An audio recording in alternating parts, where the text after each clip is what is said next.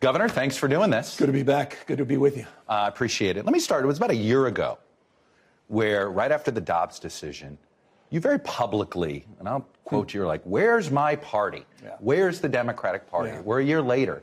Do you have that same sort of lack of focus and leadership? Do you sense it nationally? The opposite.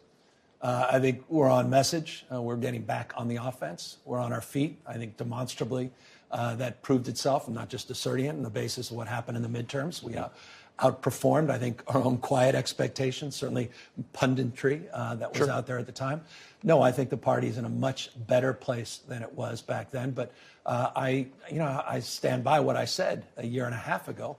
Out of stress and frustration, I expressed not only that point of view, I tried to do something about it through the iteration of doing ads in other states and making a case. You think things are better, in your opinion, because the party did something better, or simply the public is just pushing back on this abortion decision, and that is motivating voters? I think the abortion decision's obviously been galvanizing in that respect, and it's demonstrably so. I mean, you saw with Ohio and what just happened. You're seeing it play out in large and small venues, including the Wisconsin Supreme Court race, et cetera. So, look, it's obviously played an outsized role. But I think we're getting our feet under us. I think focus on democracy and freedom, taking back the mantra of freedom, not submitting to the other side that they own patriotism. The president's developing his message and strategy, and we have the opportunity in the next few months. You feel like you see it? I mean, do you feel like you know what the second-term agenda is? I don't know about the second-term agenda because we're still regaling in the extraordinary success of the last few years, of which we now get to apply the principles and advance a lot of what has been asserted, meaning make real the commitments we've made through these landmark legislative packages.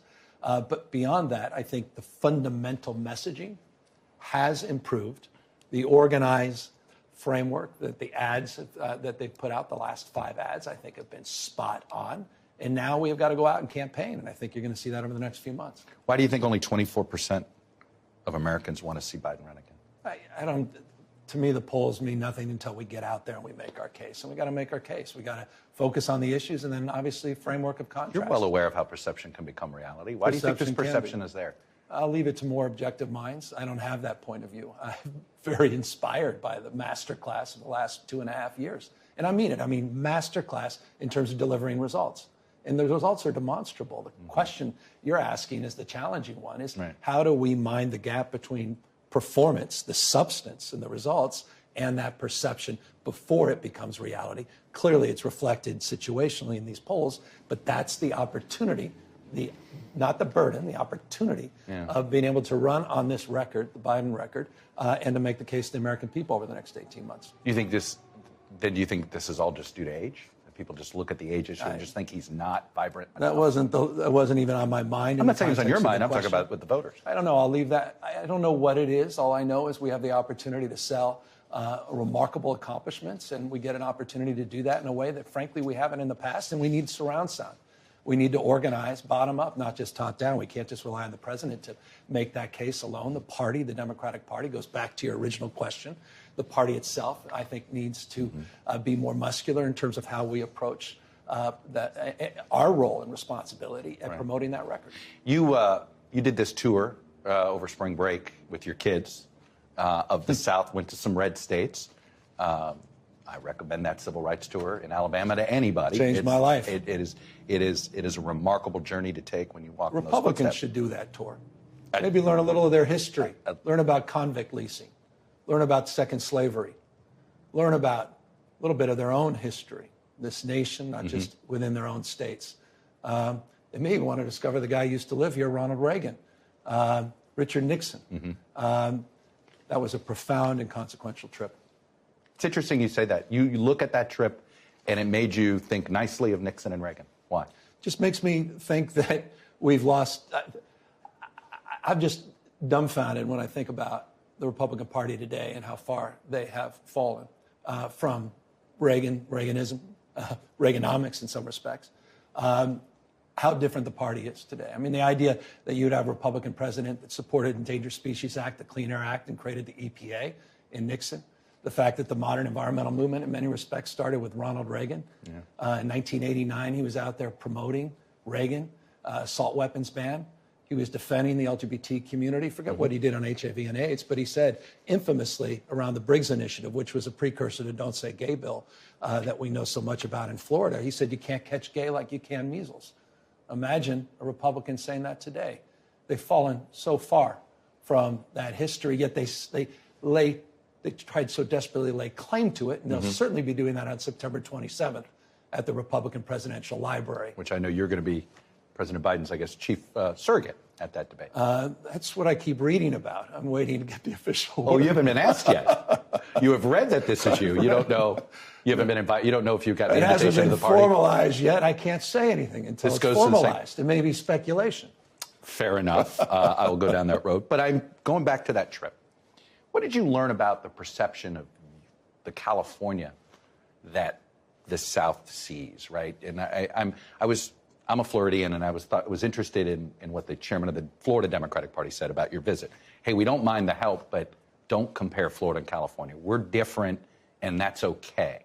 Meaning, like, she was a little nervous that your politics was going to define her politics, and she didn't want that. What did you learn about that? Well, I didn't hear that or read that when I was out there meeting with Democratic leaders, meeting with legislative leaders in every one of these states. I was hearing the opposite. Thank you for focusing on us. Thank you for coming out here. Thank you for doing what we needed to be doing so more. So all of these state chairs you think were... I don't know about all the state chairs. The folks I met with, the folks on the ground, the legislative leaders who said, you know what, Democratic Party, and it's not an indictment of the current Democratic Party, frankly, have taken us for granted. I mean, these were legislative... The Democratic Party was in power in 2010 in most of those states legislatively. And we act like it was 1950s or 30s or 40s. And we've turned the page on those states. So as a Democrat, I was out there to make the case we need to invest in time and energy in these states. We need to make our case in democratic values. We weren't selling California, we're selling democratic values. Are you going to be, there's 3 governor's races and 2 in the Deep South, 1 in a border state, Kentucky, Louisiana, Mississippi. Yep. Have any of them asked you to campaign? I'm deeply involved in all of them. We've been Are you going to campaign any of them? I've been out there fundraising. We've been supporting those efforts. We've been in constant and close contact with those candidates. And to the extent they want me physically out there, I'll come out. If they don't, I won't. But bottom line is we've been deeply involved. That's why we created this PAC. And we're supporting not just gubernatorial races, legislative races, as well as mayoral races. You seem to be more in tune. I would argue in tune. Some would say you're too focused on how red America misperceives California and democratic values, right? This is one of the reasons you want to go out there and defend democratic values. You feel as if that, what do you think the right gets wrong about California? Not on purpose. I think there's some stuff they do just on purpose. But what do you think they get wrong about California that's actually an understandable misconception? Well, I don't have to travel to get that. The contrast. Just go to Central Valley? Yeah. I mean, California is larger than 21 state populations combined. Just put it in perspective. We have more hunting jobs, forestry jobs, more jobs broadly in the agricultural space than the next 5 states combined. So I don't need to be inspired. You don't have to go to Alabama to find out? Exactly. Okay. To what the point. I think, look, I've spent a great deal of time in Central Valley, Central Coast, parts of the state, rural, northern parts of the state as well, making a case, listening, learning. One thing I do know is we all want to be respected. We all want to be connected to something larger than ourselves. And none of us want to be talked past or down to. And we live in our own microcults in some respects, these bubbles that we're living in, where you just have surround sound negativity and some of the networks, and then certainly in the social media and the algorithms. And we're talking past each other. And, you know, my job, our collective job is to understand one another and live together, figure out a way to find the terms of, you know, our ability to live and advance together across our differences. I want to talk about that actually a second. It was during COVID. You were pretty strict with the lockdowns here. And there was an interesting piece in Harper's that sort of was critical of your decisions from this perspective. You found a way to allow the motion picture industry and the sort of the movie industry to get back to work, but you didn't allow people to grieve together at funerals or at churches, and that this may be why there's such a polarized disconnect. What you prioritize, right? This is this anger between the populace and the elite, supposedly. here you prioritize this industry, but you were tougher on those that just wanted to go worship. What do you say to that criticism? I think there's a lot of humility, and we didn't know what we didn't know, and it was hardly it was we collectively. I understand that. I think all of us, in terms of our collective wisdom, we've evolved. We didn't know what we didn't know. We're experts in hindsight. We're all geniuses. But think about what you ended up collectively prioritizing. You're prioritizing an industry, one specific one, but then didn't prioritize maybe ones whose maybe values you didn't connect with. I don't think it's a binary. There was iterations within that theme. There was fits and starts. There were regional frameworks that had impacts more broadly defined. There were more industry-specific frameworks. All of us went through a process. I mean, there was few states that didn't go into aggressive lockdowns, including Florida's Ron DeSantis. No, I understand that, but it was but within the framework of the who opened the door. It's what industry got leniency and which ones didn't. All of it is legitimate in terms of reflection. All of it's legitimate in terms of processing lessons learned. We went through a process. I actually had at Sunnylands, which is the Camp David on the West Coast. Right. We brought together experts across the spectrum, people that supported our efforts, people that opposed them, international experts. And we spent 3 days really reflecting, stress testing what we did right, what we did wrong. We're actually putting out a report as it relates to our own lessons learned. I think this country would do well to advance a similar construct, not through the lens or prisms of an ideology, but through You think there should be almost like a 9/11 commission on what lessons learned from this pandemic? There's been versions of that, but they're immediately dismissed within the prism of our partisan frame. And so I'm at least trying to work across that and in context of all What our is local... something you do differently? Well, I think we would have done everything differently because we understood. We would understand outdoors, as an example. The nature. You wouldn't have shut schools down. You'd have tried to figure out how to maybe have outdoor classrooms. No, that's not. Well, now you're getting into But I think the nature of the spread early on in understanding the epidemiology of that spread, understanding the spread in the context of how it spread very differently indoors than outdoors is one perfect example of what a lot of us would have done differently, including, again, in states, red states, that shut down their beaches in the early part of the pandemic. I think a deeper understanding around mask and mask wearing and N95s, KN95s. You go through a process across the spectrum in terms of being prepared, issues related to how we fundamentally address the distribution of vaccines and the prioritization. You want to talk about prioritizations early on. In terms of those vaccines, you go through a series of things. And there's so many things we could have done differently. You think this country can handle another pandemic, or do you think it would break us? I think we have to. We're a resilient country, so it wouldn't break us. But I'm not convinced we've learned the lessons from the last one, and I think science took a big hit. I think health. Read the history books of 1918. We're still trying to figure out. But that's Pandemics alarming. Divide people. That's alarming. It should be alarming to all of us that all of a sudden health became partisan. And that's something we're going to pay a big price, you're right, going forward. But it won't break us because we're remarkably resilient. Speaking of breaking us, do you think another 4 years of Donald Trump will break us? I don't. I hope we don't have to experience that. But I worry about democracy. I worry about the fetishness for autocracy that we're seeing, not just from Trump, but around the world and notably across this country. I've made the point about DeSantis that I think he's functionally authoritarian. I'm worried more in many respects about Trumpism, what transcends well beyond his term and time and tenure. You think Trump or DeSantis would be a greater threat to democracy? I leave that to more objective minds. I'm concerned about democracy fundamentally in this country. I understand you say for more objective minds. What's in your mind? Tell me what's in your mind. I think the vengeance in Donald Trump's heart right now is more of a threat. So another 4 years of that could... Yeah. It's not something... I'm not going to wallow in it. I'm going to work hard to get President Biden reelected and work hard to make the case for what he's done for this country. And as I say, I don't just say it lightly. I think it's been a masterclass. What he's done across the spectrum has been extraordinary. And it is my job and responsibility, it's all of ours as Democrats, to make the case anew for Biden's success and his accomplishments in 4 more years. I don't want to presume what you want to do after this job. But what have you learned from Joe Biden as president? What's something he did that you didn't think was going to work and it did, and you're like, made you rethink how you'd govern? I think he's been big and bold. He's been a bipartisan president in terms of some of his most significant legislative accomplishments, demonstrably so on the CHIPS Act, the infrastructure. Isn't that a reminder that most of the time, if you want to do something big, you better win over somebody from the other side? Yeah, and I mean, it's the old adage. There's an old African proverb. You want to go fast, go alone. You want to go far, go together.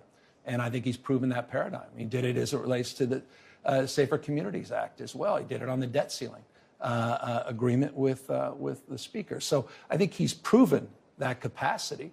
And he's also proven that you can put together a legislative package that's most significant in terms of its economic framework, more significant in some respects than even FDR in terms of the industrial policies. Obviously, on the infrastructure, better than we've seen since Eisenhower. At the same time, he's grappling with the first land war in Europe since Truman. I think he's done a remarkable job, and it's just been 2.5 years. And I think the opportunity for us to, again, make the case presents itself in this campaign. Do you, I have a worry that our current information ecosystem makes it hard for any politician to have a sell-by date that's beyond 4 years. I don't know. We're in a unique situation where we're going to have two presidents running against each other. So that's something we haven't had in over 100 years. But setting that aside, do you think it's even possible in this information ecosystem to be resilient enough to be effective in over 8 years?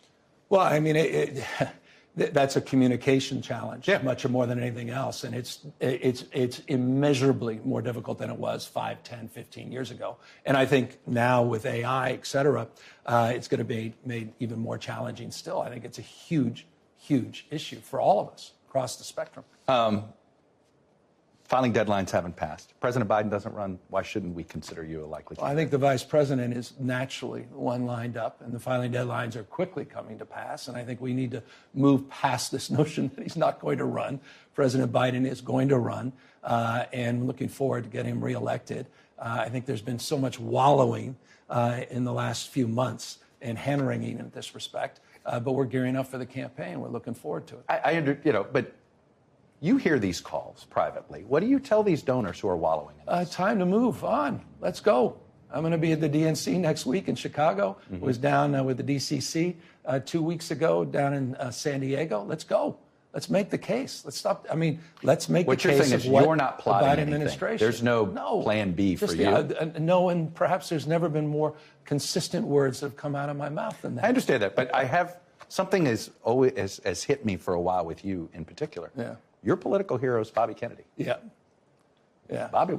What would Bobby do? Bobby ran. Bobby ran. Yeah. He did it. Now, you could argue that he waited for somebody else to prove LBJ was vulnerable before jumping in. We could debate the particulars of when. If you're going to go bold, sometimes you go when everybody tells you not to go. Yeah, I haven't plotted this out. I know I'm that not this Machiavellian.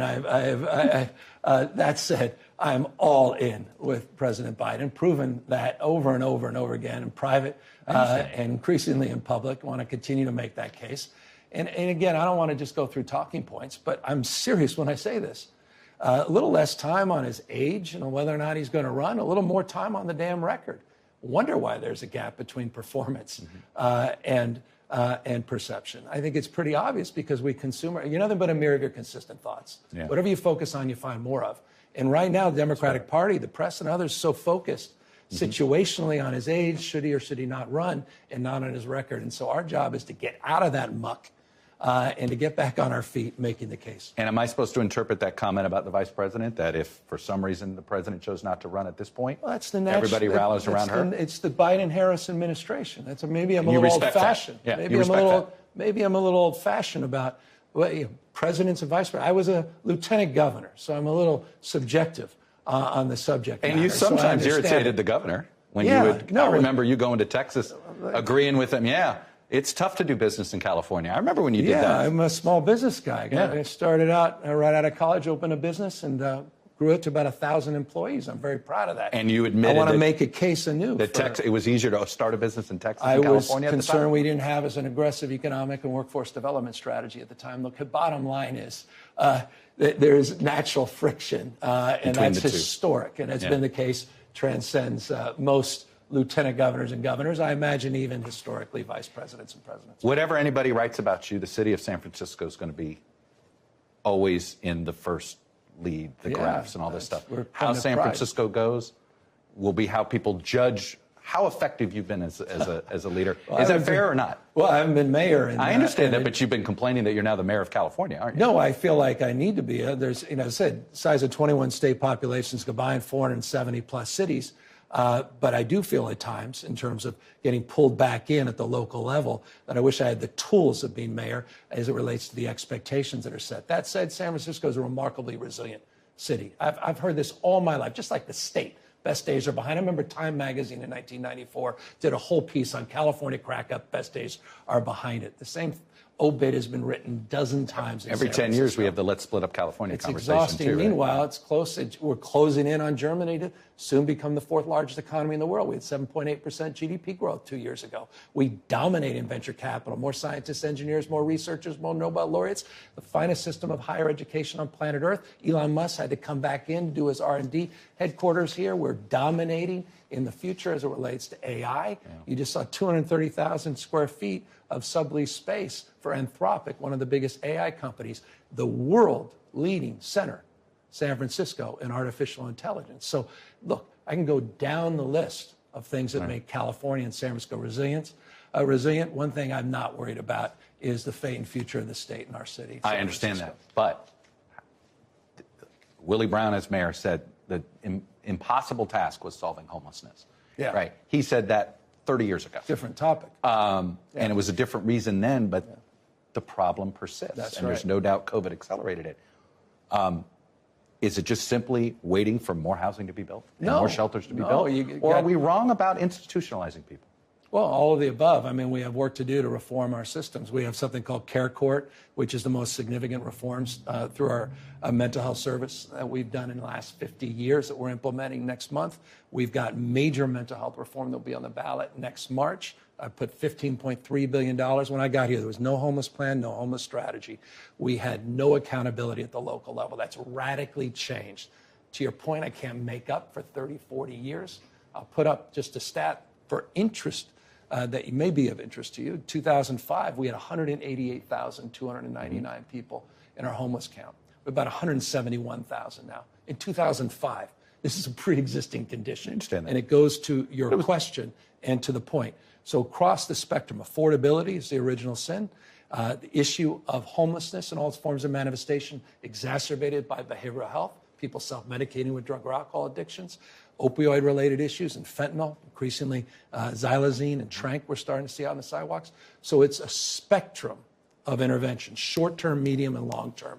But affordability, to your question, core has to be addressed. And we put over $30 billion in that space on housing and homelessness, 15.3, as I said, on the homeless framework across the intervention of, again, prevention, short-term stabilization, rapid rehousing, and then these longer-term strategies. Why does California cities have a bigger problem than some of these other Florida cities or Texas cities? Is it simply these court orders that just made it harder? You go to some of those cities, they're struggling with increasing homelessness as well. But it's not Florida. Florida has got the third largest homeless population in the country. My point is, it doesn't even compare to California. I'm not trying to suggest that, but I am also suggesting that it's not unique to the state of California. But for decades, this state has struggled with that issue disproportionately. And our biggest issue right now is encampments and addressing the issue of encampments, and that is our number one. And the courts are pretty much making it very difficult to clean encampments, right? The courts are saying you can't even touch the encampments. No one even cares about that. They just want it fixed and solved. I'm not here to scapegoat or point fingers. We take account. We take responsibility. I want the cities to be more accountable, more responsible. It's not just about more money. But this issue is an original sin in California. Affordability is the original sin in this state. And housing starts are the highest they've been in 15 years. We have moved aggressively in this space. We're owning it. And again, I want to remind you, 4.5, 5 years ago, the state was nowhere to be found, the state, on the issue of homelessness. That has radically changed. Well, now you've agreed to take on the problem. Now it'll be your fault that you don't solve it. Of course. But that's the nature of this business. But another problem that I think California and Florida uniquely will be essentially the front lines for the rest of the country, which is, let's say I got my home in California. Now I want to buy insurance. And I find out from the insurance company, they don't cover anything that's due to the weather anymore, as we now know. where are we headed? Is this going to be the government? So if we don't have insurance covering what happens, that means the federal government and the state government's going to pay for everything. Yeah. So where are we headed here? Is there going to have to be a new model? This feels like it's broken if insurance companies are saying, hey, we're not going to cover natural disasters. Yep, where you're seeing this across the country, notably in Florida and California. That's what I say. These are the first two places first. Yeah, and profoundly consequential question, and it goes to the issue of the existential issue of our time, and that's the issue of climate change. And we're experiencing that. We're the tip of the spear in terms of the extremes, extreme heat, extreme drought. Obviously, we've seen drought with rain bombs, these atmospheric rivers at the exact same time this year. What more evidence do you need? I mean, I think, this whole issue of climate change, you may not believe in science. I get that. Democrats, Republicans talking past each other in these different ecosystems. But at the end of the day, you got to believe your own eyes. Places, lifestyles, traditions. I understand that. Are literally, I get a little frustrated, though, my point is, people are starting to Right. recognize. I get a little frustrated where we keep wanting to say whose fault is it. It doesn't matter. We're all. No, but I think there's a growing. The flood is here. We got to live with it. And my point, the point I'm trying to emphasize is not who's to blame. I think there's a growing consciousness, particularly out here, of what to do because people are experiencing with their own eyes loss of place, lifestyles, and traditions. Give me a thought, vision. It's no longer Dem Republican. People want us to deal with this. And California, I think, is a model in that respect, that it's Dems and Republicans are saying, help, something ain't right, we need to fix this. Is this going to be, it's funny, it's like we had a debate about whether or not to have universal health care, and all of a sudden, insurance companies are going to make us have universal property insurance. And is that a I guess I come back to, is that a sustainable model? No, I mean, we have what we call the FAIR plan, which is a state model if you can't get any private insurance. Obviously, the insurance market radically changed a few months ago. You're seeing that, obviously, in other states. Right. Florida, it's even more acute in the auto side. I think they're up 88%, their premiums this year. So we're seeing this in many different municipalities as well as states, different jurisdictions. The bottom line is we have to reform the system. We're in the middle. I'm in the middle of a legislative session. I won't regale you. This is going to bore people, but it really is bottom. But it is a pocketbook issue. It literally is something we're working on in real time, and within a matter of weeks, I expect to have a bill on my desk to begin dramatically reform that system. The answer is yes. It is one of the many issues we have to deal with as it relates to the issue of climate change. Climate change is there a state solution, or is this going to have to be when it comes to this sort of catastrophic property insurance and all of this stuff? I think it's going to have to come from the feds. It may ultimately land there, but it's a state-by-state solution right now. And again, the markets are they're radically different. They're playing states off each other, and that's, to me, what's screwing up the market. California has different regulatory environment than other states, so there's no one-size-fits-all on this. Each state is unique and distinctive. The senior senator here her daughter apparently has power of attorney. She, as an elected official, has power of attorney over 40 million people's representation in Washington, D.C. Why should she still be serving as a senator? Well, I leave it to her. I told you I'm the most subjective human being in the world on this topic. I have no objectivity whatsoever. I've known Dianne Feinstein since I was a kid. I interned with her in college. Still have a signed book from my days when she was mayor. So, more like family to you. Yeah. I'm the last person to ask. This has been sad to watch. Yeah. Look, this is somebody whose obituary legacy is, I fear people are going to forget because of what we're watching here at the end. But I'll tell you, it wasn't that long ago where she would call me up, read me the Riot Act on issues related to forest management, vegetation management, what we're doing in the Central Valley on drought and water issues. Again, that wasn't the black and white movie days. That was not too long ago. Her staff is still extraordinarily active. And we wish her only the best. Her term expires. She's not running for re-election. So this time next year, we'll be in a very different place. Is it fair? Do you feel as if the staff is fulfilling, can do the duties? Yes. I don't think it. I know it. We're working extraordinarily closely together. You don't feel as if the state's losing out by not having a more active voice? Maybe missing town halls or more active. But, Senator Padilla was just in the office a few days ago. We were comparing contrasts addressing issues and advocacy, and we're aligned with Feinstein and her office. Sounds like you hope you don't issues. have to make another appointment. No, I don't want to make another appointment. I don't think the people of California want me to make another appointment. Because you'd end up appointing both seats. Yeah. Yeah, and I don't think that's, that said, it's my job, it's my responsibility. If we have to do it, we'll do it. You're going to abide by your pledge? Yeah, interim appointment. I don't want to get involved in the primary. So no, you would not appoint anybody that is filed for this race? It would be completely unfair to the Democrats that have worked their tail off. That primary is just a matter of months away. I don't want to tip the balance of that. But you're going to abide by, it would be essentially a caretaker, an African-American woman. We hope we never have to make this decision, but I abide by what I've said very publicly on a consistent basis, yes. Let me ask you a more obvious question. How come you didn't run for U.S. Senate seat? Zero interest. I just got reelected months ago. No, I know. But had you ever thought about it? Nope. No, I mean, some people have an executive mindset. Some people have a legislative mindset. I'm a small business guy that grew from one small business to about 23. I have an executive construct, mayor, the work I've done here as governor. It's just a different, everything about it is a different thing from my perspective. And I think there are better people, better equipped for that position. Your relationship with Donald Trump, you had one because of the unusual relationship between his son and your ex-wife. Is that still a viable communications link or not? No, I think it was less that and more just the interpersonal relationship that came out of the time we spent together at Paradise, as he referred to it, or pleasure, I think he referred to it, during the fire. I find it in stark contrast that DeSantis was completely AWOL from spending any time with Joe Biden, which just to me is political malpractice. If a Democratic governor from the state of California can go out there to Paradise and be with the President of the United States. Did you have people telling you not to appear with him? But that was wrong. We got to talk about living together and advancing together. We have a responsibility to one another to be mature. So if Trump gets elected again, you're going to try to work with him? By definition. We worked very closely together during COVID for the betterment of the people of the state of California. Even as you're not sure whether our country can handle another 4 years. Yeah, but at the end of the day, these are the cards that are dealt. And I want to do the best for the people that I represent, 40 million Americans that happen to live in California. Many support them. I'm not going to oppose someone just to oppose them. I don't come into a relationship with closed fists, but an open hand. I call balls and strikes, and few people were more aggressive in calling balls and strikes against Donald Trump. I called California the most un-Trump state in America, and I hold to that.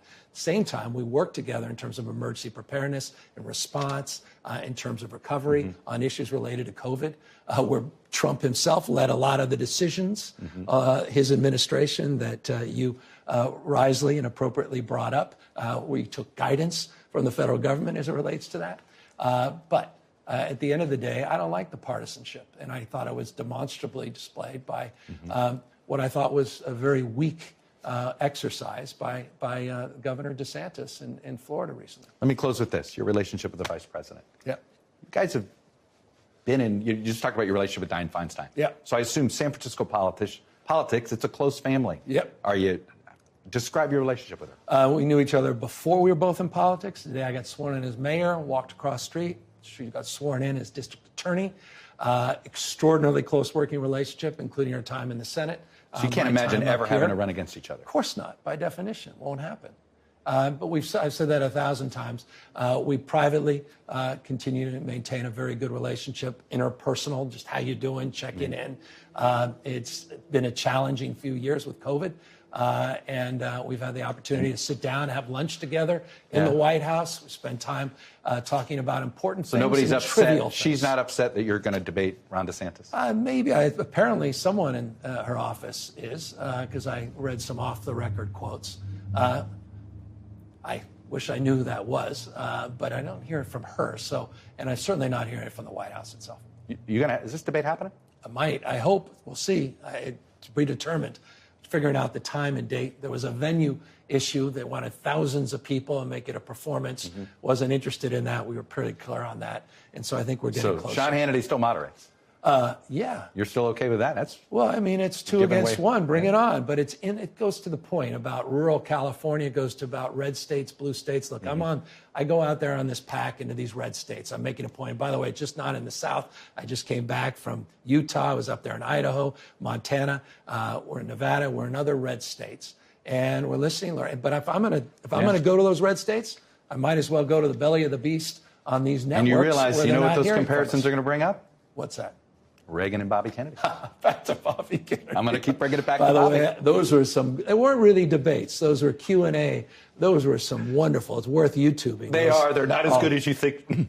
Yeah. You read about them, you think, oh, it's Lincoln and Douglas. Yeah, it wasn't Lincoln It wasn't Douglas. Lincoln Douglas. But it was nice to see the two of them out was. there. We missed that. Again, I mean, Do you have a relationship with his son? we a very close one for decades. And then? Obviously, points of view that have diverged pretty significantly and Did you try to encourage him not to run? No, I would never do that. Look, I revere his family broadly. I've gotten to know a lot of the family members. Bobby Jr. and he was, I mean, I'll be fully candid, he was really one of my great inspirations on the environment. Junior. Yeah. No one better on the stump. In fact, it comes back. He has the old stump. He uses it I see today. it, right. It's exactly what he was saying yeah. 20 years ago. And it's evocative. It's a spiritual frame. It's beautiful. It's profound. It's consequential in terms of reaching out to the other side. So there's that aspects I hold on to. Then he loses me on many others, including some personal shots he took around vaccines and suggesting somehow that I got ill. There was a lot of very curious things where I knew the spectrum, that he was sort of veering off on the spectrum. Much as this, I was gotta veering think this off. personally just bothers you. It What's happened with disappointed. him? You know, it's like losing a friend, right? Yeah, I mean, and there's a reverential aspect to it. Of course, we disagree on Sirhan's release as well, and Right. many different things. So look, I wish him only the best. I mean that. I have great respect for him and his kids and his wife. But boy, his politics has shifted, and I just don't buy it. When I'm seeing her, watching him on Tucker and watching him on all these Steve Bannon, Bannon and everything Think else. he's being used? He's smart enough not to be used, but he knows what he's doing, and he's being used. Both and. Interesting. Both and, of course. But I think the utility's wearing off a little bit. You can only show up on those same shows so many times, and I think he needs a second act if he's going to take on the president. And I have no worry about the president's success in this primary. Well, this is my last interview with Meet the Press. You're one of the few people that actually answered every question I had, which is why I thought you'd be a good last guest. I appreciate it. I'm honored. You're one of the few. Look, you tell it like it is. Sometimes it's funny. Your persona, because you're sort of comfortable in your own skin. Yeah. Sometimes people think it's an act. Oh gosh, I think they think that as relates to ambition as well. Right. I'm a Ambitious people are you're phonies. yeah. It's Maybe not fair, but it's what some people want to I'll describe. leave others to judge fairness, but it's been a source of frustration for many decades. But I am what I am. I can't be anything I'm not. It's an honor to be with you on your last show, Chuck. There it is. Congratulations. Hell of a run. Well, you're kind to say. Hell of a run. Kind to say. Thank you, Governor. Great to see you. Good to see you. Thanks for watching. Stay updated about breaking news and top stories on the NBC News app or follow us on social media.